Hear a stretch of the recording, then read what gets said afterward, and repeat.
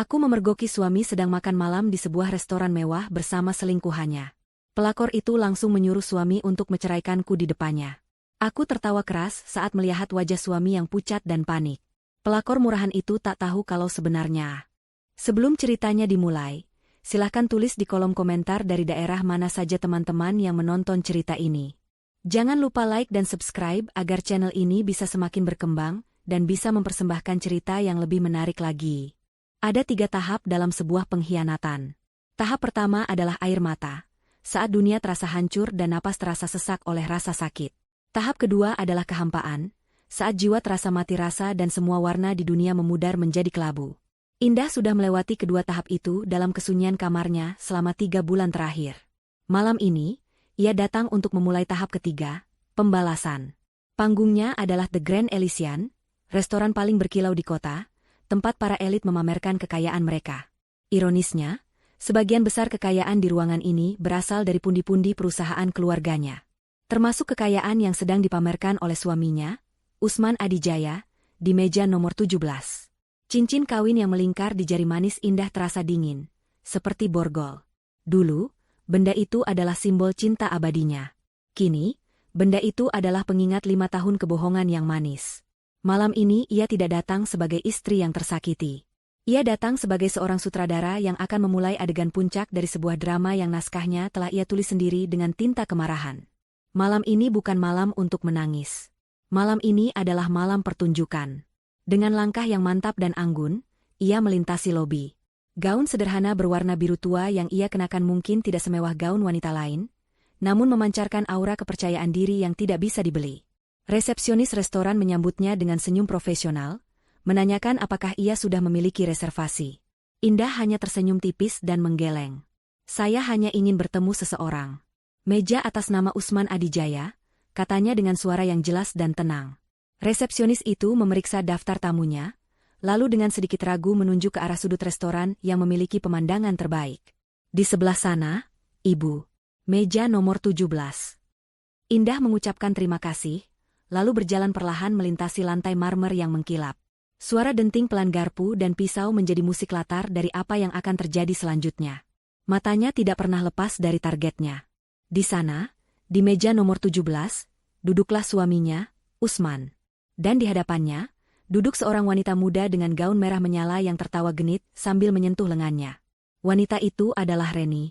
Usman tampak begitu bangga, begitu menikmati perannya sebagai pria sukses. Dadanya membusung, senyumnya lebar. Ia tidak sadar bahwa seluruh citra yang sedang ia bangun itu dibiayai oleh warisan keluarga wanita yang sedang ia hianati.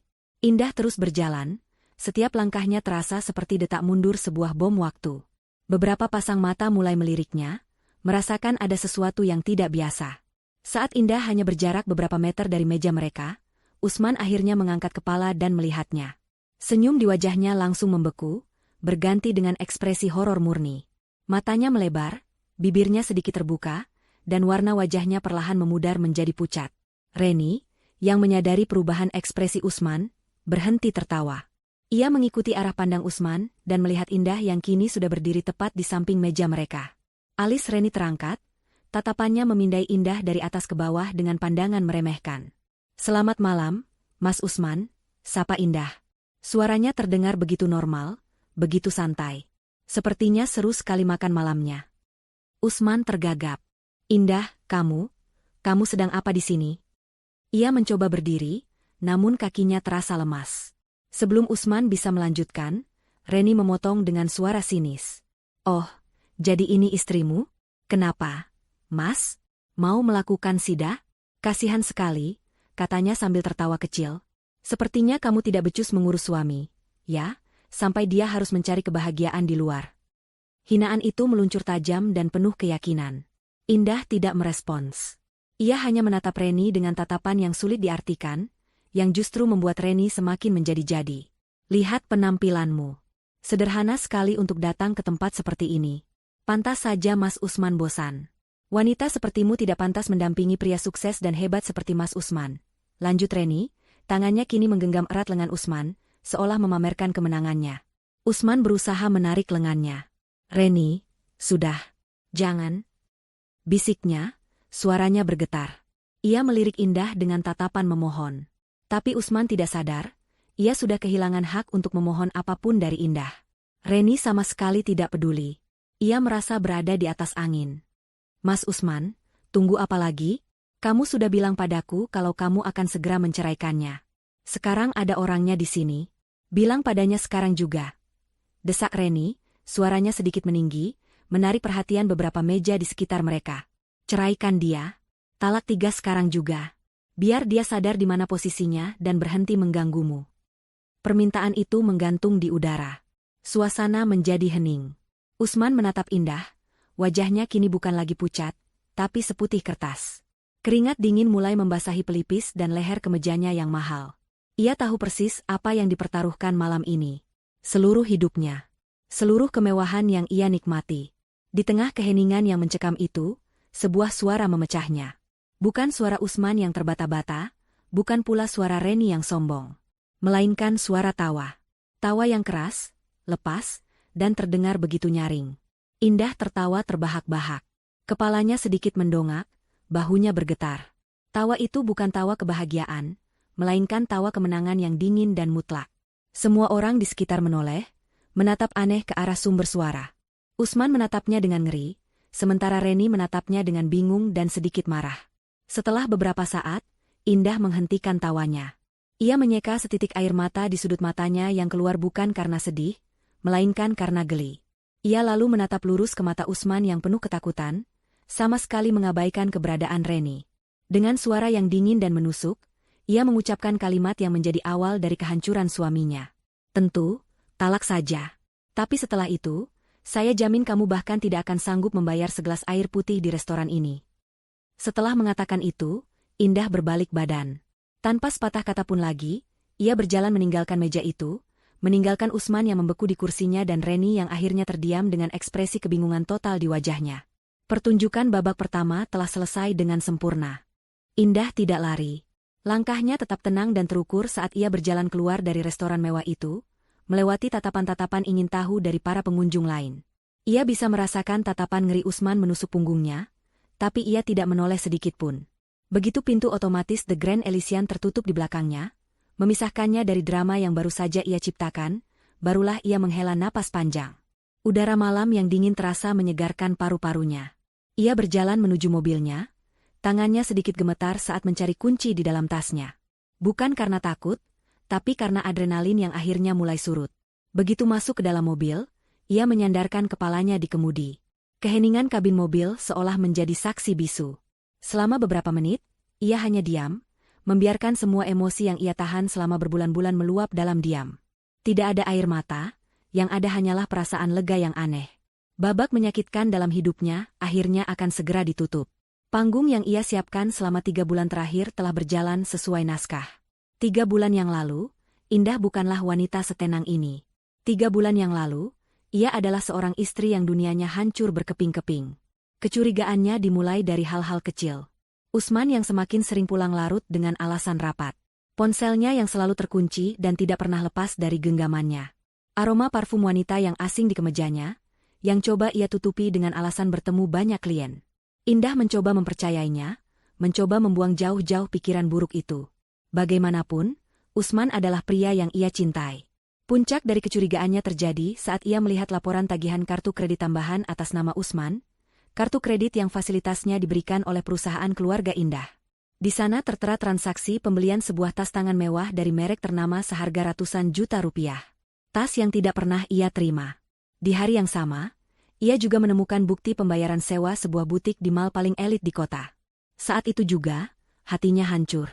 Ia tahu suaminya tidak hanya berselingkuh, tapi juga menggunakan uang keluarganya untuk membiayai wanita lain. Malam itu, ia menangis sejadi-jadinya. Rasa sakitnya begitu dalam, menusuk hingga ke tulang. Pengkhianatan itu terasa seperti belati yang merobek jantungnya perlahan. Ia merasa bodoh, naif, dan tidak berharga. Semua cinta dan kepercayaan yang ia berikan seolah tidak ada artinya. Ia ingin sekali melabrak Usman saat itu juga, melempar semua bukti ke wajahnya dan berteriak sekeras-kerasnya. Tapi saat ia menatap foto pernikahan mereka di atas nakas, sesuatu dalam dirinya berubah. Di samping rasa sakit, tumbuh benih kemarahan yang dingin. Kemarahan yang menuntut pembalasan, bukan sekadar pelampiasan emosi. Ia sadar, Usman bukan hanya suaminya. Usman adalah seorang direktur utama di perusahaan ayahnya, posisi yang ia dapatkan sebagai hadiah pernikahan. Seluruh gaya hidup Usman, mobil sport yang ia kendarai, jam tangan mewah yang melingkar di pergelangan tangannya, bahkan apartemen yang mereka tinggali, semuanya adalah fasilitas dari perusahaan. Usman, pada dasarnya, tidak memiliki apa-apa. Ia hanyalah seorang pria yang beruntung karena menikahi putri dari pemilik perusahaan. Dan kesadaran inilah yang menjadi senjatanya. Keesokan harinya, dengan mata bengkak namun dengan pikiran yang jernih, Indah datang menemui ayahnya. Ayahnya adalah seorang pengusaha tua yang bijaksana dan sangat menyayanginya. Tanpa banyak drama, Indah meletakkan semua bukti di atas meja kerja ayahnya. Ia menceritakan semuanya, bukan dengan tangisan, melainkan dengan suara yang datar dan penuh tekad. Ayahnya mendengarkan dalam diam, rahangnya mengeras karena marah. Setelah Indah selesai bercerita, ayahnya tidak langsung mengamuk. Ia hanya menatap putrinya dengan tatapan sedih sekaligus bangga. "Apa yang ingin kamu lakukan, Endah?" tanya ayahnya dengan lembut. "Aku ingin mengambil kembali semuanya, Ayah. Semua yang ayah dan aku berikan padanya. Aku tidak mau dia pergi begitu saja sebagai pria terhormat setelah mengkhianatiku. Aku mau dia merasakan bagaimana rasanya tidak memiliki apa-apa, sama seperti aku yang merasa tidak memiliki apa-apa saat ini," jawab Indah, suaranya mantap.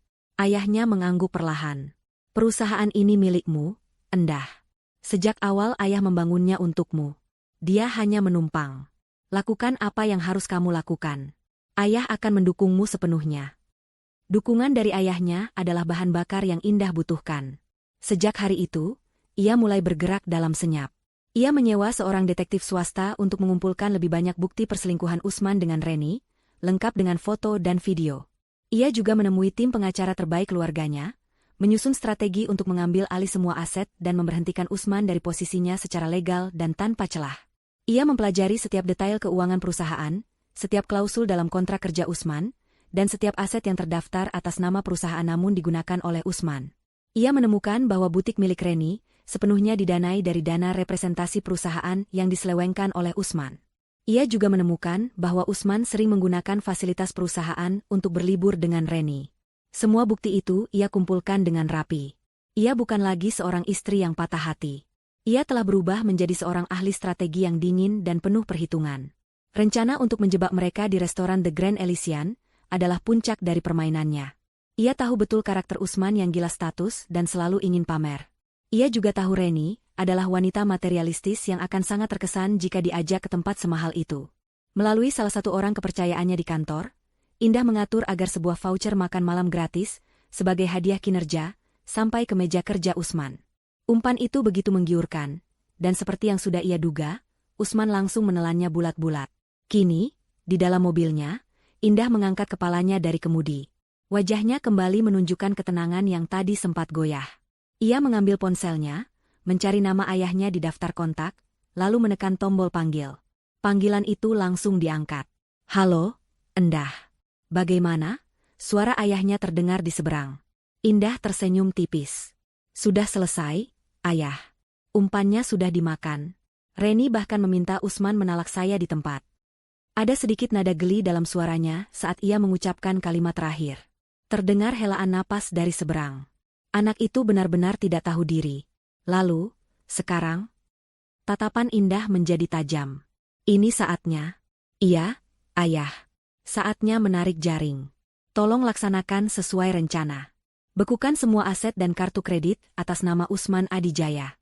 Tarik semua fasilitas perusahaan. Mulai sekarang juga. Akan Ayah laksanakan. Kamu hati-hati pulangnya." "Iya, Ayah. Terima kasih." Indah menutup teleponnya. Ia menyalakan mesin mobilnya, dan deru halus mesin mobil mewah itu terdengar seperti musik kemenangan. Malam ini, Usman dan Reni mungkin pulang dengan kebingungan. Tapi besok pagi, mereka akan bangun dan menyadari bahwa mereka telah masuk ke dalam neraka yang ia ciptakan khusus untuk mereka. Neraka bernama kenyataan. Setelah Indah menghilang di balik pintu restoran, suasana di meja nomor 17 menjadi neraka kecil yang senyap. Reni adalah yang pertama memecah keheningan. Ia menarik tangannya dari lengan Usman dengan kasar. Matanya yang tadi penuh kemenangan kini dipenuhi kebingungan dan amarah. "Apa maksudnya itu tadi, Mas?" Kenapa kamu diam saja waktu dia menertawakan kita? Dan apa maksud kalimat terakhirnya itu? Seolah-olah kamu itu miskin saja. Cerocosnya, suaranya berbisik namun penuh tekanan. Usman tidak menjawab. Ia masih terpaku di kursinya, pikirannya melayang entah kemana. Kalimat terakhir indah terus terngiang di telinganya seperti lonceng kematian. Saya jamin kamu bahkan tidak akan sanggup membayar segelas air putih di restoran ini. Itu bukan ancaman kosong. Usman tahu betul siapa Indah dan siapa keluarganya. Selama 5 tahun, ia hidup dalam gelembung kemewahan yang nyaman, gelembung yang ia lupa bahwa bukan dirinya yang menciptakannya. Malam ini, Indah baru saja datang dan menusuk gelembung itu dengan jarum tajam. Mas, kamu dengar aku tidak? Sentak Reni, kesabarannya habis. Sentakan itu akhirnya menyadarkan Usman. Ia menatap Reni dengan pandangan kosong, lalu menggelengkan kepalanya pelan, seolah berusaha mengusir mimpi buruk. Tidak apa-apa, Ren. Dia hanya syok dan marah. Mungkin dia hanya menggertak, katanya, mencoba meyakinkan Reni, namun lebih kepada mencoba meyakinkan dirinya sendiri. Tapi jauh di lubuk hatinya, ia tahu itu bukan gertakan. Kepanikan mulai merayap naik ke tenggorokannya, terasa seperti lilitan ular yang dingin. Menggertak? Dia mempermalukan kita di depan semua orang. Dan kamu hanya diam seperti patung. Reni mendengus kesal. Sudahlah, aku sudah tidak nafsu makan.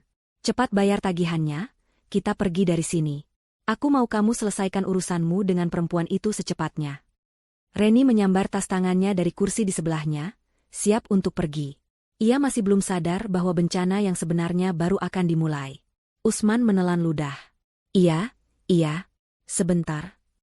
Ia memberi isyarat kepada pelayan, berusaha sebisa mungkin untuk terlihat normal dan berwibawa, seolah insiden tadi tidak pernah terjadi. Seorang pelayan datang dengan membawa mesin edisi dan sebuah map kulit berisi tagihan makan malam mereka. Usman membukanya sekilas. Angka yang tertera di sana sangat fantastis. Namun biasanya ia tidak akan berkedip sedikit pun untuk membayarnya. Dengan tangan yang sedikit gemetar, ia mengeluarkan dompetnya.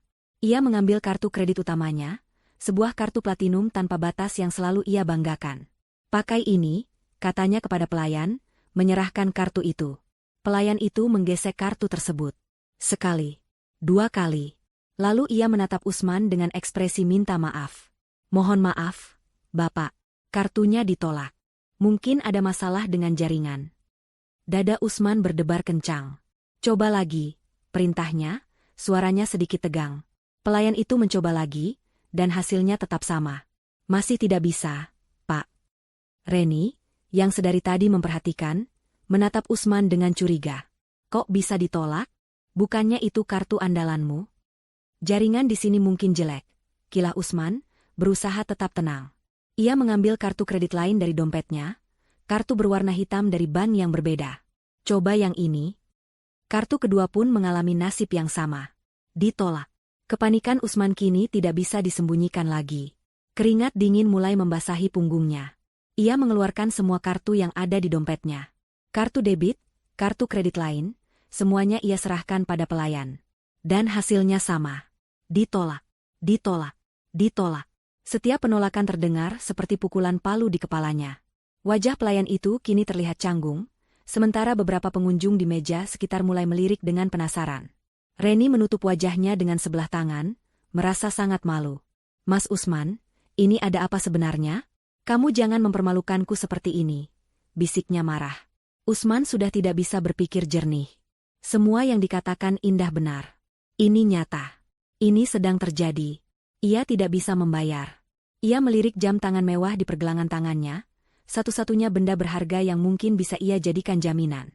Dengan perasaan terhina yang luar biasa, ia melepas jam itu dan menyerahkannya kepada manajer restoran yang kini sudah berdiri di samping meja mereka dengan wajah serius.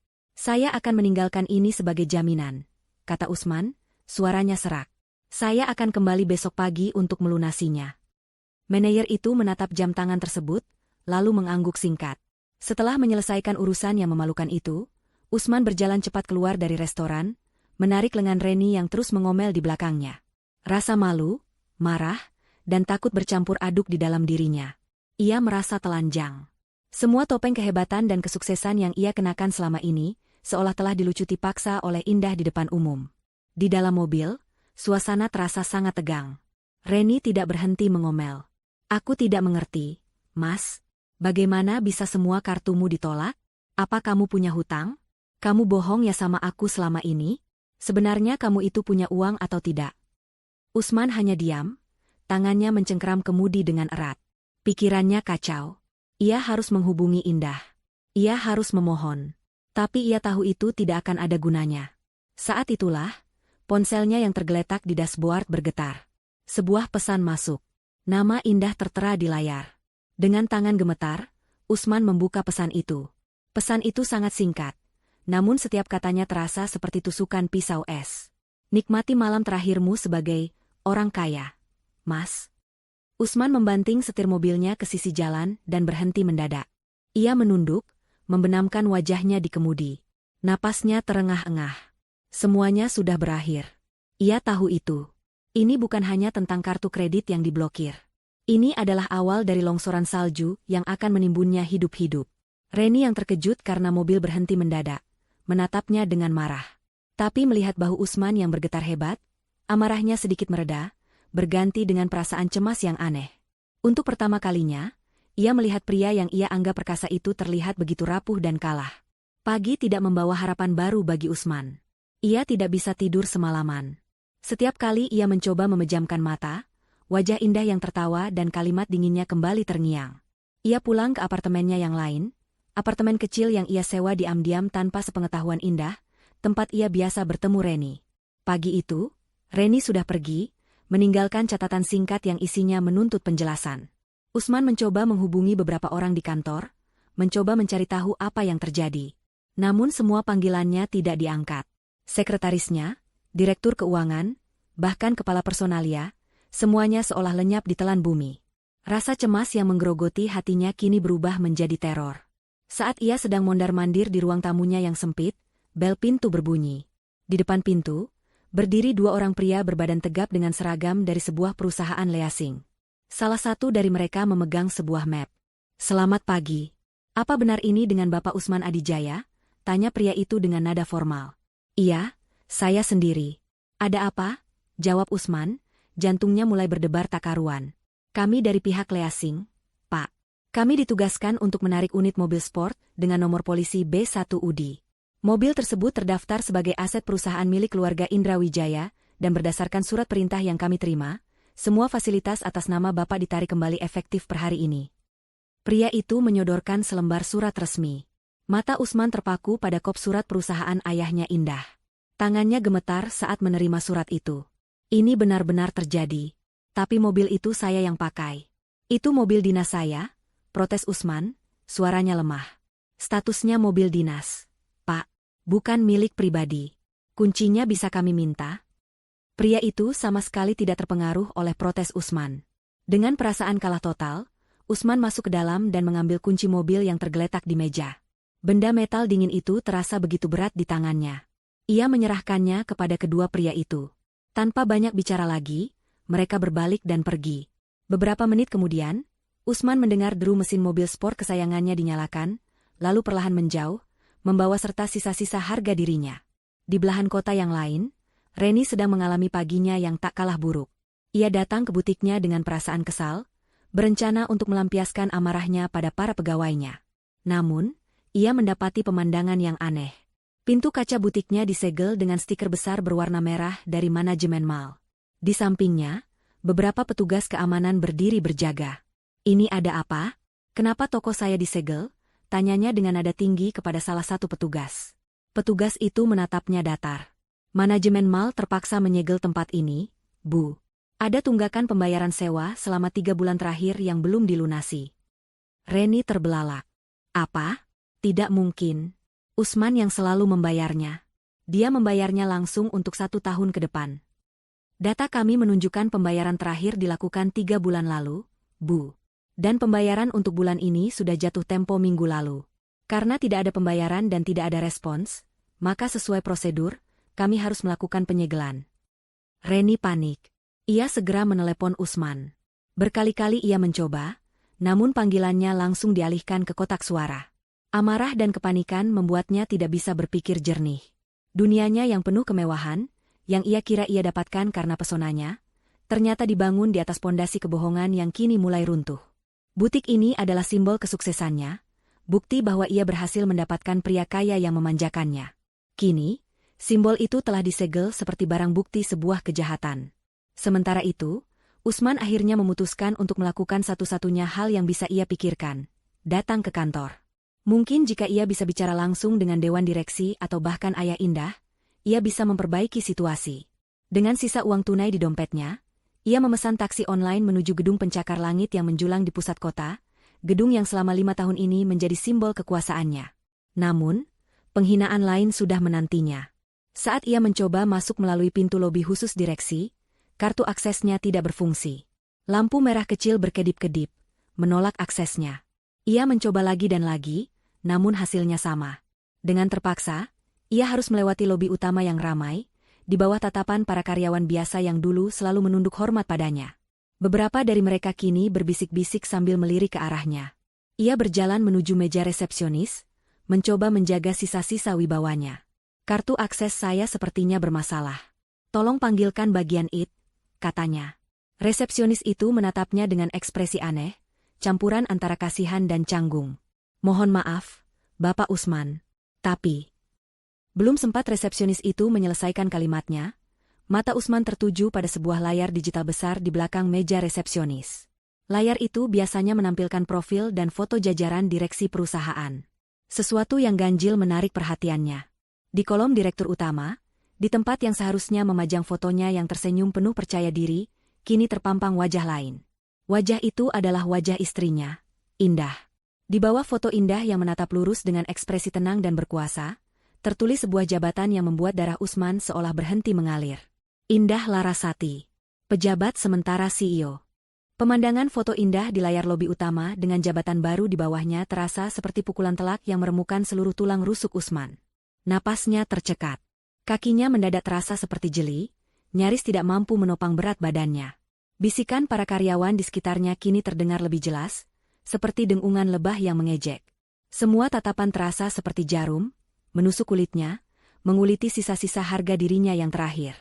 Ia kini bukan lagi direktur utama yang disegani, melainkan tontonan publik yang menyedihkan.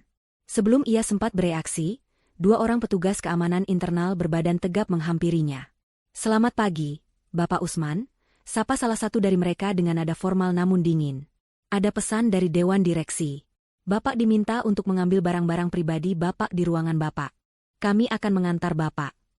Kalimat itu adalah bentuk pengusiran paling sopan yang pernah Usman dengar. Tidak ada ruang untuk negosiasi. Tidak ada kesempatan untuk bertanya. Ia hanya bisa mengangguk pasrah. Diiringi oleh 2 petugas keamanan di sisi kiri dan kanannya, Usman berjalan menuju lift khusus direksi. Perjalanan singkat menuju lantai teratas gedung itu terasa seperti perjalanan menuju tiang gantungan. Semua karyawan yang berpapasan dengannya hanya menatap dalam diam, tidak ada lagi sapaan hormat atau senyum ramah. Mereka semua tahu. Kabar itu pasti sudah menyebar secepat kilat di seluruh penjuru kantor. Saat pintu lift terbuka di lantai eksekutif, suasana terasa berbeda. Lorong yang biasanya sepi dan berwibawa itu kini terasa tegang. Sekretarisnya yang dulu selalu menyambutnya dengan senyum hangat kini hanya menunduk di mejanya, tidak berani menatap wajah Usman. Pintu ruang rapat dewan direksi yang terbuat dari kaca tebal tampak tertutup rapat. Dari celah tirai otomatis, Usman bisa melihat siluet beberapa orang di dalamnya. Dan di ujung meja, duduk dengan tegak seorang wanita yang sangat ia kenal. Indah. Usman tidak diizinkan mendekati ruang rapat itu. Para petugas keamanan langsung menggiringnya ke ruang kerjanya yang luas, ruangan dengan jendela besar yang menyuguhkan pemandangan seluruh kota. Di atas mejanya yang terbuat dari kayu mahoni mahal, sudah tersedia beberapa kotak kardus kosong. Pesannya sangat jelas, kemasi barangmu dan pergi. Sementara Usman dengan perasaan hancur mulai memasukkan barang-barang pribadinya ke dalam kotak, di dalam ruang rapat, Indah sedang memimpin jalannya rapat luar biasa Dewan Direksi. Penampilannya hari ini sangat berbeda. Ia mengenakan setelan kerja berwarna hitam yang elegan, rambutnya ditata rapi, dan wajahnya menunjukkan ekspresi serius dan fokus. Tidak ada lagi jejak istri sabar yang biasa menunggu di rumah. Di hadapannya kini adalah seorang pemimpin. "Selamat pagi, Bapak dan Ibu sekalian." Indah membuka rapat dengan suara yang tenang namun berbobot. "Saya tahu penunjukan saya sebagai pejabat sementara CEO terkesan mendadak. Namun, ada beberapa hal krusial yang memaksa kami, selaku perwakilan pemegang saham mayoritas, untuk mengambil tindakan cepat. Di layar proyektor besar di belakangnya, satu persatu dokumen mulai ditampilkan. Laporan keuangan, salinan transaksi bank, bukti transfer, dan bahkan foto-foto. Indah, dengan bantuan pengacara dan tim audit internal yang ia bentuk diam-diam, membeberkan semua penyelewengan dana yang telah dilakukan Usman selama menjabat. Ia menunjukkan bagaimana Usman menggunakan dana representasi perusahaan untuk menyewa apartemen, membiayai butik Reni, dan membeli hadiah-hadiah mewah yang tidak ada kaitannya dengan kepentingan perusahaan. Selama 2 tahun terakhir, Bapak Usman Adijaya telah menyalahgunakan wewenangnya dan mengakibatkan kerugian perusahaan yang ditaksir mencapai miliaran rupiah, jelas Indah dengan data yang akurat, tanpa sedikitpun nada emosional. Dana yang seharusnya digunakan untuk pengembangan bisnis, dialihkan untuk kepentingan pribadinya. Para anggota Dewan Direksi, yang sebagian besar adalah orang-orang kepercayaan ayahnya, menatap layar dengan ekspresi kaget dan marah. Mereka tidak menyangka pria yang mereka kenal sebagai sosok santun dan pekerja keras itu, ternyata melakukan hal separah ini di belakang mereka.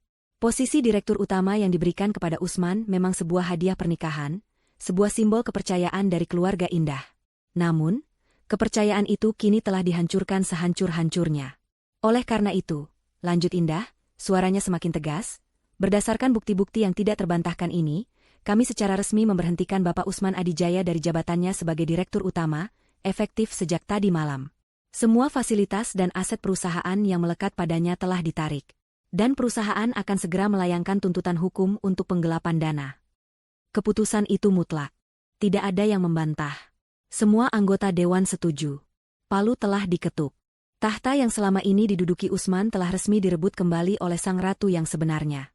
Setelah rapat selesai, Indah berjalan keluar, diikuti oleh ayahnya dan beberapa direktur senior. Mereka berpapasan dengan Usman yang baru saja selesai berkemas, berjalan tertunduk sambil membawa 2 kotak kardus berisi barang-barangnya, masih dengan pengawalan ketat. Untuk sesaat, pandangan mereka bertemu. Mata Usman penuh dengan keputusasaan, permohonan, dan penyesalan. Namun, mata Indah hanya memancarkan ketenangan yang dingin. Tidak ada lagi cinta, tidak ada lagi belas kasihan. Yang ada hanyalah tatapan seorang CEO kepada mantan karyawan yang telah dipecat karena berkhianat. Indah tidak mengatakan apa-apa. Ia hanya mengangguk singkat kepada petugas keamanan, seolah memberi isyarat agar mereka segera membawa Usman pergi. Kemudian, ia berbalik dan berjalan menuju ruangan yang baru beberapa menit lalu menjadi milik Usman. Ia berhenti sejenak di depan pintu mahoni dengan plakat nama, Usman Adijaya, Direktur Utama. Dengan tenang, ia melepas plakat itu dari pintu. Di tempat lain, Reni yang panik dan marah setelah diusir dari butiknya, memutuskan untuk melakukan satu-satunya hal yang bisa ia pikirkan. Ia akan mendatangi rumah mewah tempat Usman dan Indah tinggal. Ia akan membuat perhitungan dengan Indah, wanita yang ia anggap sebagai biang keladi dari semua masalahnya. Dengan menaiki taksi, ia tiba di depan gerbang sebuah rumah megah di kawasan elit. Namun, harapannya untuk membuat keributan langsung pupus. Gerbang rumah itu terkunci rapat. Ia mencoba menekan bel berkali-kali, namun tidak ada jawaban. Saat ia sedang berteriak-teriak memanggil nama Usman, seorang satpam keluar dari pos jaga. "Cari siapa, Mbak?" tanya satpam itu dengan wajah datar. "Saya mau bertemu Usman." "Saya kekasihnya," jawab Reni dengan angkuh. Rasa malu dan marah membakar Reni hingga ke ubun-ubun. Hinaan tertulis dari Indah terasa 1000 kali lebih menyakitkan daripada bentakan. Ia meremas kertas itu hingga menjadi bola kecil, seolah sedang meremas leher Indah. Pria yang ia puja, yang ia kira adalah sumber kekayaan tak terbatas, ternyata hanyalah seorang penipu yang kini diusir dari rumahnya sendiri. Dan ia, Reni, telah salah mempertaruhkan segalanya pada kuda yang salah.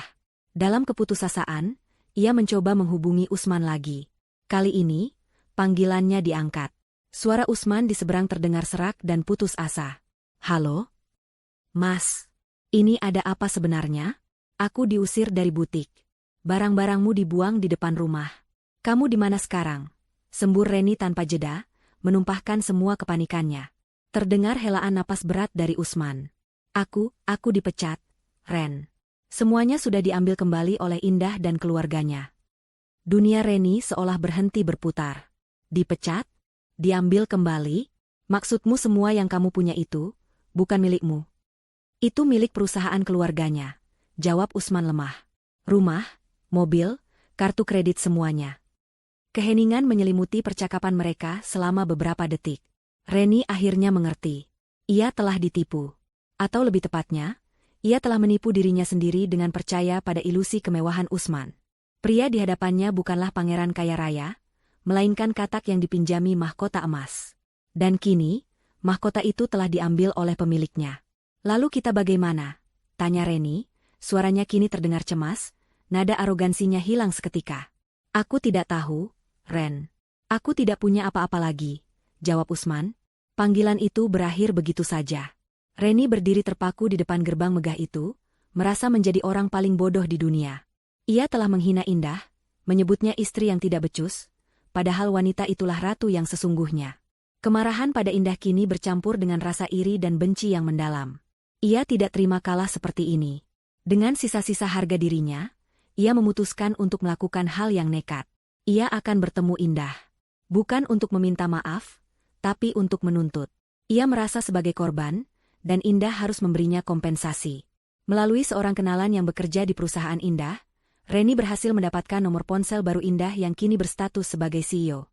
Dengan berani, ia mengirim pesan singkat, "Aku perlu bicara denganmu. Ini Reni." Di luar dugaannya, beberapa jam kemudian, sebuah balasan masuk. Besok jam 2 siang. Di Kafe Kenangan, Jalan Cendana. Kafe Kenangan adalah sebuah kafe kecil dan sederhana di pinggir kota, tempat yang tidak akan pernah Reni datangi dalam keadaan normal. Keesokan harinya, ia datang dengan pakaian terbaik yang masih ia miliki, mencoba mempertahankan citra glamornya. Ia melihat Indah sudah duduk di salah satu meja di sudut ruangan.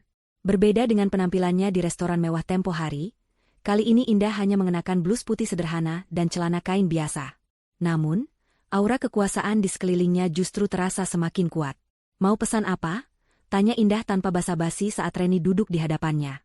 "Aku tidak datang untuk minum kopi," jawab Reni ketus. "Aku datang untuk menuntut keadilan. Kamu sudah menghancurkan hidupku. Butikku disegel, semua investasiku hilang. Ini semua salahmu." Indah hanya menatapnya dengan tenang, seolah sedang mendengarkan rengekan anak kecil. Ia menyesap teh hangatnya perlahan sebelum menjawab. "Salahku? Bukankah kamu yang dengan sadar memilih untuk menjalin hubungan dengan suami orang? Bukankah kamu yang menikmati uang yang bukan hakmu? Di mana letak kesalahanku? Usman bilang dia mencintaiku. Dia bilang akan menceraikanmu. Aku hanya korban di sini," seru Reni, suaranya mulai meninggi. Indah tersenyum tipis, senyum yang sama sekali tidak terlihat ramah. "Korban tidak akan menghina istri sah di depan umum dan memintanya untuk ditalak 3, Reni. Korban tidak akan memamerkan barang-barang mewah yang dibeli dari hasil pengkhianatan. Kamu bukan korban. Kamu adalah rekan kejahatan." Kata-kata Indah begitu tajam dan tepat sasaran, membuat Reni terdiam. Ia kehabisan kata-kata untuk membantah. Indah kemudian meletakkan cangkirnya. Ia meraih sebuah map coklat yang sedari tadi tergeletak di atas meja di sampingnya. Ia mendorong map itu ke seberang meja, ke arah Reni. "Aku tahu kamu tidak datang untuk meminta maaf. Jadi, aku sudah menyiapkan sesuatu untukmu." Dengan ragu, Reni membuka map itu. Matanya terbelalak saat melihat isinya. Di dalamnya bukan hanya berisi foto-foto mesranya dengan Usman. Lebih dari itu, di sana ada tumpukan dokumen yang merinci semua hutangnya pada berbagai aplikasi pinjaman online sebelum ia bertemu Usman. Ada juga beberapa laporan singkat dari pria-pria lain yang pernah ia dekati, yang isinya serupa. Reni mendekati mereka, memanfaatkan kekayaan mereka, lalu menghilang. Dokumen itu adalah riwayat hidupnya sebagai seorang penipu ulung. "Aku tahu siapa kamu sejak awal, Reni," kata Indah dengan suara rendah namun mengancam. "Aku tahu Usman bukan korban pertamamu. Aku sengaja membiarkannya. Tapi kesabaranku ada batasnya. Dan kamu, dengan arogansimu, telah melewati batas itu." Reni menatap Indah dengan ngeri. Tangannya yang memegang dokumen itu mulai gemetar hebat. Ia merasa seperti tikus yang terpojok, berhadapan dengan seekor ular yang siap memangsa. "Aku punya cukup bukti di sini untuk membuat namamu terkenal di seluruh media sosial, karena alasan yang salah. Aku bisa membuatmu tidak akan pernah lagi bisa menipu pria manapun di kota ini," lanjut Indah, matanya menatap tajam. "Tapi hari ini aku sedang berbaik hati. Aku hanya ingin kamu menghilang dari kehidupanku dan kehidupan Usman." Indah berdiri dari kursinya. Ia meletakkan beberapa lembar uang di atas meja untuk membayar minumannya. "Map itu boleh kamu bawa pulang. Anggap saja sebagai kenang-kenangan. Sekarang pergilah, sebelum aku berubah pikiran." Tanpa menunggu jawaban, Indah berbalik dan berjalan keluar dari kafe, meninggalkan Reni yang duduk membeku dengan wajah pucat pasi. Di tangannya, ia memegang map yang berisi semua rahasia kelamnya.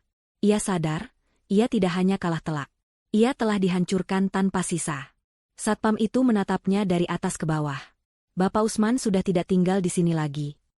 Apa maksudmu? Ini kan rumahnya. Ini rumah keluarga Ibu Indah, koreksi Satpam itu. Dan barang-barang milik Bapak Usman sudah dikeluarkan semua sejak pagi tadi. Satpam itu menunjuk ke arah samping gerbang. Di sana, teronggok beberapa kotak kardus yang isinya berantakan, persis seperti kotak yang dibawa Usman dari kantornya. Pakaian, sepatu, dan beberapa barang pribadi Usman terlihat menyembul keluar. Itu adalah pemandangan yang menyedihkan. Reni terdiam, tidak percaya dengan apa yang ia lihat. Pria kaya dan berkuasa yang ia kenal kini barang-barangnya dibuang begitu saja di pinggir jalan seperti sampah. Saat ia masih terpaku, Satpam itu menyodorkan secari kertas kecil kepadanya. Oh iya, tadi Ibu Indah meninggalkan ini untuk Mbak. Dengan tangan gemetar, Reni mengambil kertas itu dan membukanya. Tulisan tangan Indah yang rapi tertera di sana. Pesannya singkat, namun lebih menghina daripada tamparan. Barang-barang kekasihmu ada di sini. Mungkin ada sesuatu yang bisa kamu jual. Beberapa hari setelah pertemuannya dengan Reni, Usman hidup seperti hantu. Ia menghabiskan sisa uang tunainya untuk menyewa kamar motel yang sempit dan pengap di pinggiran kota. Dinding kamarnya tipis, membiarkan suara bising lalu lintas dan pertengkaran tetangga masuk tanpa saringan. Setiap sudut ruangan itu seolah meneriakkan kata, kegagalan. Ia sudah mencoba menghubungi semua orang yang ia kenal. Teman-teman yang dulu sering ia traktir makan malam mahal, rekan bisnis yang dulu memujinya. Namun, semua pintu seolah tertutup rapat. Berita tentang pemecatannya yang memalukan sudah menyebar, dan tidak ada seorang pun yang mau berurusan dengan pria yang telah jatuh. Telepon genggamnya menjadi satu-satunya penghubung ke dunia yang telah menolaknya. Berkali-kali dalam sehari, ia mencoba menghubungi Indah. Ia mengirim puluhan pesan, memohon, merengek, menyalahkan Reni, bahkan mengungkit semua kenangan indah di awal pernikahan mereka. Semua usahanya hanya bertemu dengan kebisuan. Pesannya hanya dibaca, tanpa ada satupun balasan. Keputusasaan mulai melumpuhkannya. Ia sadar ia tidak bisa lari. Indah tidak hanya mengambil kembali hartanya, tetapi juga menjeratnya dalam sangkar tak terlihat. Hingga pada suatu sore yang mendung, sebuah pesan akhirnya masuk ke ponselnya.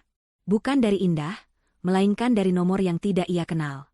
Pesan itu singkat dan formal, dengan hormat, Bapak Usman Adijaya. Anda diminta untuk hadir di kantor hukum Wijoyo Partners besok pagi pukul 10, untuk membahas perihal penyelesaian aset dan status perkawinan Anda dengan Ibu Indah Larasati. Kehadiran Anda bersifat wajib. Di bawah pesan itu tertera alamat sebuah gedung perkantoran megah di pusat distrik bisnis. Jantung Usman berdebar kencang. Ini dia. Momen penentuan nasibnya. Ada sedikit percik harapan di dalam hatinya. Mungkin Indah akhirnya mau bernegosiasi. Mungkin jika ia memohon dengan sungguh-sungguh, ia bisa mendapatkan sedikit belas kasihan. Keesokan paginya, Usman mengenakan kemeja terbaik yang tersisa, yang sudah tampak sedikit lecek karena tidak disetrika. Ia harus naik bus kota yang penuh sesak untuk mencapai gedung itu, sebuah pengalaman yang sudah lama tidak ia rasakan. Berdesakan dengan orang-orang, mencium aroma keringat dan polusi, ia merasa seperti orang asing di kotanya sendiri. Pemandangan gedung-gedung pencakar langit yang dulu ia pandangi dari jendela ruang kerjanya yang nyaman kini terasa begitu jauh dan mengejek. Kantor hukum Wijoyo Partners menempati satu lantai penuh di gedung itu. Interiornya didominasi oleh warna-warna dingin seperti abu-abu dan biru tua, perabotannya modern dan minimalis, memberikan kesan profesional dan tanpa kompromi. Seorang resepsionis mengantarnya ke sebuah ruang rapat berdinding kaca yang menghadap langsung ke jantung kota. Dan di sana, Indah sudah menunggunya. Ia tidak sendirian. Indah duduk dengan postur tubuh yang tegak di salah satu sisi meja rapat yang panjang.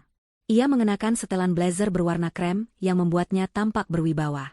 Di sampingnya duduk seorang pria parubaya berkacamata dengan wajah serius yang Usman tebak adalah pengacaranya, Pak Wijoyo. Wajah Indah tampak tenang, tanpa emosi, seolah ia sedang menghadiri rapat bisnis biasa, bukan bertemu dengan suami yang telah menghancurkan hatinya. Pemandangan itu langsung memupuskan sisa harapan Usman. Silakan duduk, Pak Usman, kata Pak Wijoyo, suaranya datar. Dengan langkah berat, Usman duduk di kursi di seberang mereka. Meja kayu yang lebar terasa seperti jurang pemisah yang tak mungkin ia seberangi. Indah, aku... Usman memulai, suaranya serak. Aku minta maaf. Aku tahu aku salah. Aku benar-benar menyesal. Reni yang menjebakku, dia. Cukup, potong Indah dengan lembut, namun nadanya tidak menyisakan ruang untuk perdebatan. Kita di sini bukan untuk membahas itu. Kita di sini untuk menyelesaikan semuanya secara profesional. Usman terdiam. Panggilan, aku kamu, yang intim telah hilang, digantikan oleh suasana formal yang kaku. Indah kemudian memberi isyarat kepada pengacaranya. Pak Wijoyo mendorong 2 tumpukan dokumen tebal ke tengah meja. Di hadapan Bapak ada 2 dokumen, jelasnya sambil menunjuk tumpukan pertama. Ini adalah surat kesepakatan perceraian. Isinya menyatakan bahwa Bapak setuju untuk bercerai tanpa menuntut harta gonogini, tunjangan, atau aset apapun dari Ibu Indah. Mengingat semua aset yang Bapak nikmati selama ini adalah milik keluarga Ibu Indah atau merupakan fasilitas perusahaan, maka secara hukum Bapak memang tidak memiliki hak atas apapun. Usman menelan ludah. Ia sudah menduga ini, tapi mendengarnya diucapkan secara langsung terasa seperti tamparan. Lalu ini, lanjut Pak Wijoyo, menunjuk tumpukan dokumen kedua yang lebih tebal, adalah berkas tuntutan hukum dari perusahaan. Di dalamnya terdapat rincian dan bukti-bukti penyelewengan dana yang telah Bapak lakukan selama menjabat. Total kerugian perusahaan yang harus Bapak ganti rugi adalah sebesar 27 miliar rupiah. Mata Usman terbelalak. 27 miliar. Angka itu begitu besar hingga terasa tidak nyata. Ia bahkan tidak akan bisa menghasilkan uang sebanyak itu seumur hidupnya. Saya tidak punya uang sebanyak itu, bisiknya, suaranya bergetar. Kami tahu, jawab Pak Wijoyo dingin. Dan karena tindakan Bapak sudah masuk dalam ranah penggelapan dan penipuan, maka ini bukan lagi sekadar masalah perdata. Ini adalah kasus pidana. Jika berkas ini kami serahkan ke pihak kepolisian, ancaman hukumannya adalah penjara minimal 15 tahun. Tubuh Usman merosot di kursinya. Semuanya gelap. Penjara. Kata itu bergema di kepalanya. Ia menatap Indah dengan tatapan paling memelas yang bisa ia kumpulkan. Indah, tolong jangan lakukan ini padaku. Aku mohon. Indah akhirnya menatap lurus ke mata Usman. Tatapannya masih sama, tenang dan dingin. Aku akan memberimu pilihan, Usman, katanya, akhirnya berbicara langsung kepada suaminya. Sebuah tawaran yang sangat murah hati, mengingat apa yang telah kamu lakukan. Ia berdiri dan berjalan perlahan ke arah jendela, membelakangi Usman. Pilihan pertama, kamu bisa menolak menandatangani surat cerai itu. Kamu bisa mencoba melawanku di pengadilan. Tapi detik itu juga, pengacaraku akan langsung mendaftarkan berkas tuntutan pidana ini ke kantor polisi. Kamu mungkin bisa keluar dari ruangan ini sebagai pria yang masih berstatus suamiku, tapi aku jamin, kamu tidak akan bisa pulang ke motel bututmu itu. Kamu akan langsung ditahan. Indah berbalik, menatap Usman lagi. Pilihan kedua, kamu tanda tangani surat cerai itu sekarang juga. Kamu setuju untuk pergi dari hidupku tanpa mendapatkan apa-apa. Sebagai imbalannya, aku akan memberimu satu tugas terakhir. Tugas apa? Tanya Usman takut-takut. Kamu harus meminta maaf. Bukan kepadaku secara pribadi di ruangan ini. Kamu harus meminta maaf secara publik, di depan seluruh karyawan perusahaan. Kamu akan mengakui semua kesalahanmu, perselingkuhanmu, dan penyalahgunaan wewenangmu, jelas Indah.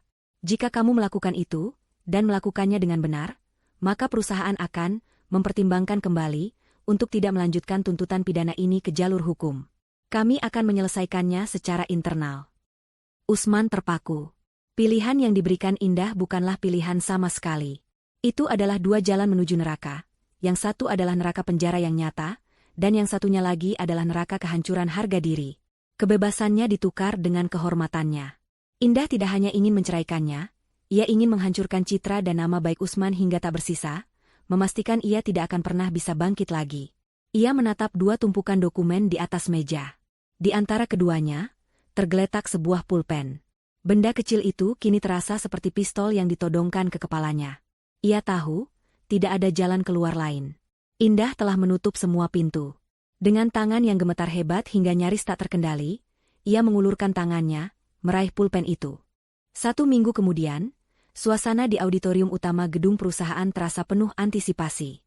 Ratusan karyawan dari berbagai divisi telah berkumpul, memenuhi setiap kursi yang tersedia.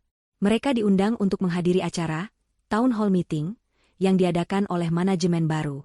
Di atas panggung yang megah, dengan latar belakang logo perusahaan yang besar, sebuah podium berdiri tegak menanti pembicara utamanya.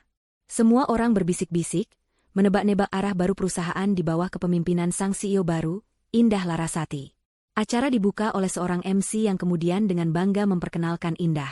Diiringi tepuk tangan yang meriah, Indah berjalan ke atas panggung. Ia tampak memukau dalam balutan blazer biru dongker yang dipadukan dengan kemeja putih bersih. Auranya memancarkan ketegasan dan kecerdasan. Ia tersenyum kepada para karyawan, senyum seorang pemimpin yang siap membawa perubahan. "Selamat pagi semuanya," sapanya, suaranya yang jernih menggema ke seluruh ruangan melalui pengeras suara.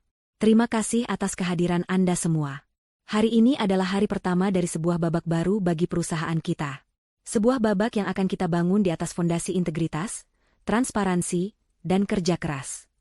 Indah kemudian menyampaikan visinya untuk masa depan perusahaan. Ia berbicara tentang inovasi, kesejahteraan karyawan, dan target-target baru yang ambisius. Pidatonya singkat, padat, dan sangat menginspirasi. Para karyawan mendengarkan dengan saksama, banyak dari mereka yang mengangguk setuju, merasakan gelombang energi positif yang baru. Tepuk tangan kembali membahana saat ia menyelesaikan pidatonya. "Namun, sebelum kita benar-benar melangkah ke babak yang baru," lanjut Indah setelah tepuk tangan mereda, "ada satu urusan dari masa lalu yang harus kita selesaikan terlebih dahulu. Sebuah urusan yang harus kita tutup rapat-rapat hari ini juga, agar kita bisa melangkah maju tanpa beban." Seketika suasana di auditorium berubah. Para karyawan saling berpandangan, bertanya-tanya apa yang dimaksud oleh CEO baru mereka. Keheningan yang penuh rasa penasaran menyelimuti ruangan. Indah kemudian menatap ke arah pintu utama di belakang auditorium. Sesuai isyaratnya, kedua daun pintu itu terbuka lebar. 2 orang petugas keamanan masuk, mengapit seorang pria yang berjalan dengan kepala tertunduk. Pria itu adalah Usman. Seluruh mata di ruangan itu kini tertuju padanya. Jika penampilannya di kantor pengacara sudah menyedihkan, penampilannya hari ini jauh lebih buruk. Ia mengenakan kemeja yang sama dengan yang ia pakai seminggu lalu, kini tampak semakin kuyu dan tidak terawat. Wajahnya pucat, matanya kosong, dan ada lingkaran hitam tebal di bawahnya. Ia tampak seperti orang yang telah kehilangan jiwanya. Gasps dan bisikan kaget terdengar dari berbagai sudut. Ini adalah pria yang selama 5 tahun mereka kenal sebagai direktur utama yang angkuh dan perfeksionis. Melihatnya digiring seperti seorang pesakitan adalah sebuah pemandangan yang surreal. Perjalanan dari pintu belakang menuju panggung terasa seperti perjalanan ribuan kilometer bagi Usman. Ia harus melewati lorong di antara deretan kursi, melewati wajah-wajah mantan bawahannya. Ia bisa merasakan tatapan mereka, campuran antara kasihan, kaget, dan cemoohan. Ia tidak berani mengangkat wajahnya. Lantai di bawah kakinya adalah satu-satunya hal yang berani ia tatap. Saat tiba di atas panggung, Indah sudah menunggunya di samping podium. Tanpa ekspresi, Indah menyerahkan selembar kertas kepadanya. "Bicaralah," hanya itu yang Indah katakan. Suaranya pelan namun terdengar jelas di mikrofon yang masih menyala. Dengan langkah gontai, Usman menuju podium. Ia meletakkan kertas itu di atasnya, namun ia bahkan tidak sanggup membacanya. Tangannya mencengkeram sisi-sisi podium untuk menopang tubuhnya yang lemas. Ia menarik napas dalam-dalam, lalu mulai berbicara. Suaranya terdengar parau dan bergetar. "Selamat pagi, Bapak, Ibu, dan rekan-rekan semua," ia memulai, suaranya nyaris tidak terdengar. Saya Usman Adijaya, mantan direktur utama kalian." Ia berhenti sejenak, menelan ludah yang terasa pahit. "Saya berdiri di sini hari ini, bukan sebagai pemimpin kalian, tapi sebagai seorang pecundang. Saya berdiri di sini untuk mengakui semua kesalahan saya." Keheningan di auditorium terasa begitu pekat, seolah bisa diiris dengan pisau. "Selama ini, kalian semua mungkin mengenal saya sebagai sosok yang sukses. Tapi itu semua bohong. Jabatan yang saya emban, kemewahan yang saya nikmati, itu semua bukanlah hasil kerja keras saya. Itu semua adalah pemberian, sebuah hadiah atas kepercayaan yang diberikan oleh perusahaan dan keluarga Ibu Indah Larasati. Dan kepercayaan itu telah saya hianati." Lanjutnya, suaranya kini terdengar pecah. "Saya telah menyalahgunakan wewenang saya. Saya telah menggunakan uang perusahaan untuk kepentingan pribadi saya. Saya telah menipu Anda semua." Ia kemudian mengangkat kepalanya sedikit, memberanikan diri menatap ke arah Indah yang berdiri tak jauh darinya. "Dan yang terburuk, saya telah mengkhianati istri saya. Wanita yang telah memberikan saya segalanya, namun saya balas dengan perselingkuhan dan kebohongan. Saya minta maaf," katanya lirih, air mata akhirnya mulai menetes di pipinya. "Saya minta maaf kepada Dewan Direksi. Saya minta maaf kepada Anda semua, para karyawan yang telah bekerja keras. Dan, saya minta maaf kepadamu, Indah. Pengakuan itu selesai. Usman berdiri gemetar di belakang podium, hancur dan telanjang di hadapan ratusan pasang mata. Ia telah melakukan tugasnya. Ia telah menukar harga dirinya dengan kebebasannya. Indah berjalan mendekat dan mengambil alih mikrofon. Ia tidak menatap Usman. Ia menatap lurus ke arah para karyawan. Anda semua sudah mendengarnya. Ini adalah akhir dari sebuah era yang dibangun di atas kebohongan. Kemudian, ia menoleh sedikit ke arah Usman yang masih tertunduk. Terima kasih, Bapak Usman, atas pengakuannya. Anggap saja ini surat referensi terburuk yang pernah Anda dapatkan. Kalimat itu, diucapkan dengan nada dingin dan datar, adalah pukulan terakhir yang menghancurkan sisa-sisa jiwa Usman. Indah kemudian memberi isyarat dengan tangannya. Satpam, tolong antar Bapak ini ke pintu keluar. Dua petugas keamanan yang tadi mengantarnya naik ke atas panggung dan memegang lengan Usman. Mereka membawanya turun dari panggung dan menyusuri lorong yang sama. Tidak ada yang bersuara. Auditorium itu senyap, menjadi saksi dari kejatuhan seorang pria. Setelah Usman menghilang di balik pintu, Indah kembali menghadap para karyawannya. Wajahnya kini terlihat lebih lega, lebih cerah. Masa lalu sudah kita tutup. Sekarang, mari kita mulai babak baru. Keheningan pecah. Sebuah tepuk tangan dimulai dari barisan depan, lalu dengan cepat menyebar ke seluruh ruangan, berubah menjadi tepuk tangan yang riuh dan gemuruh. Itu adalah tepuk tangan dukungan, tepuk tangan untuk awal yang baru, tepuk tangan untuk sang ratu yang telah membersihkan istananya. Indah berdiri tegak di tengah panggung, membiarkan suara itu menyelimutinya. Kemenangannya kini terasa lengkap dan mutlak. 6 bulan berlalu sejak hari di mana Usman Adijaya dilucuti dari semua kehormatannya. Waktu berjalan tanpa ampun, menggiling nasib mereka yang telah jatuh dan memoles takdir mereka yang bangkit. Bagi Indah, 6 bulan itu adalah periode transformasi. Ia bekerja tanpa lelah, membersihkan sisa-sisa manajemen buruk yang ditinggalkan Usman, dan menanamkan budaya baru yang berlandaskan integritas. Ia membuktikan bahwa dirinya lebih dari sekadar pewaris, ia adalah seorang pemimpin sejati. Namun, bagi Reni dan Usman, 6 bulan itu adalah perjalanan panjang menuruni jurang tanpa dasar. Bagi Reni, hidup menjadi pelajaran tentang gravitasi. Semua yang naik dengan cara yang salah, pasti akan jatuh dengan cara yang paling menyakitkan. Setelah pertemuan terakhirnya dengan Indah di kafe sederhana itu, ia hidup dalam ketakutan. Map berisi dosa-dosanya di masa lalu terasa seperti bom waktu yang bisa meledak kapan saja. Berita tentang pengakuan publik Usman menyebar di kalangan sosialita, dan namanya ikut terseret ke dalam lumpur. Ia dicap sebagai pelakor murahan yang gagal total. Teman-teman palsunya yang dulu sering menemaninya berbelanja kini memblokir nomornya. Pintu ke dunia glamor telah tertutup dan dikunci rapat di depan wajahnya. Putus asa dan terlilit hutang dari pinjaman online yang bunganya terus mencekik. Ia terpaksa menjual semua barang mewah yang pernah ia banggakan. Tas, sepatu, perhiasan, semua ia lepas dengan harga murah demi menyambung hidup. Dengan tidak adanya keahlian lain selain penampilan, ia terpaksa mencari pekerjaan apapun yang bisa ia dapatkan. Setelah puluhan penolakan, akhirnya ia diterima bekerja.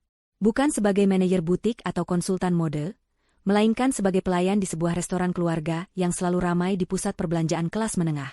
Setiap hari adalah siklus penghinaan yang berulang. Ia harus mengenakan seragam polyester yang panas dan tidak pas di badan. Ia harus tersenyum ramah pada pelanggan yang seringkali kasar, membersihkan sisa makanan dari meja, dan menahan sakit di kakinya setelah berdiri selama 10 jam. Setiap senyum palsu yang ia berikan, setiap piring kotor yang ia angkat, adalah pengingat akan kemewahan yang pernah ia cicipi dan kini hilang selamanya.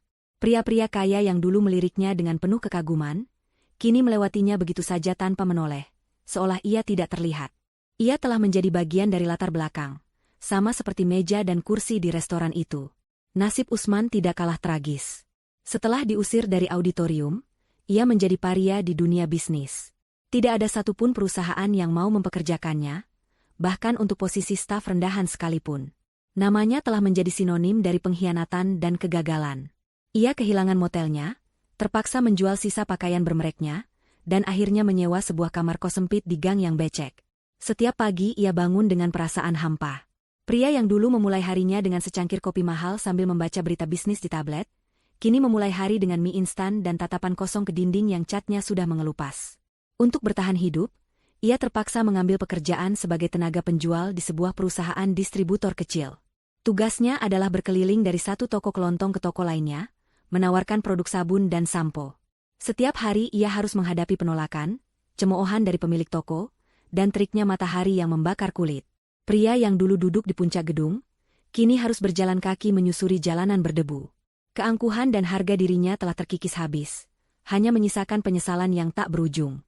Suatu sore, takdir seolah ingin memperlihatkan hasil karyanya kepada Indah. Indah sedang dalam perjalanan menuju sebuah acara pameran seni bersama beberapa kolega bisnisnya. Mobil mewah yang ditumpanginya terjebak kemacetan yang cukup parah di salah satu ruas jalan utama. Sopirnya memutuskan untuk mengambil jalan pintas melewati area pertokoan yang ramai. Saat mobil berjalan merayap, Indah yang sedang berbincang santai, tanpa sengaja menoleh keluar jendela. Matanya menangkap sebuah pemandangan di teras sebuah restoran yang ramai. Di sana, seorang pelayan wanita dengan seragam berwarna oranye kusam sedang membungkuk, membersihkan tumpahan minuman di lantai dengan lap kotor. Pelayan itu kemudian ditegur dengan kasar oleh seorang pelanggan, dan ia hanya bisa menunduk sambil meminta maaf. Wajahnya tampak lelah, kusam, dan jauh lebih tua dari usianya. Indah menyipitkan matanya. Jantungnya berdetak sedikit lebih cepat saat ia mengenali wajah itu. Itu Reni. Tidak ada perasaan marah atau benci di dalam diri Indah. Yang ada hanyalah perasaan tenang yang aneh. Ia melihat Reni, bukan lagi sebagai saingan atau wanita yang telah menyakitinya, melainkan hanya sebagai seorang manusia yang sedang menuai apa yang ia tanam. Sebuah pelajaran kosmik yang sedang dipertontonkan langsung di depan matanya. Saat mobil mereka hendak kembali melaju, Indah melihat pemandangan lain di seberang jalan. Seorang pria dengan kemeja basah oleh keringat sedang berjalan gontai sambil menenteng sebuah tas kerja usang. Pria itu berhenti sejenak di depan sebuah toko untuk mengelap keringat di dahinya. Pria itu adalah Usman. Mereka berdua, Reni dan Usman, kini berada di dunia yang sama, dunia kerja keras dan perjuangan.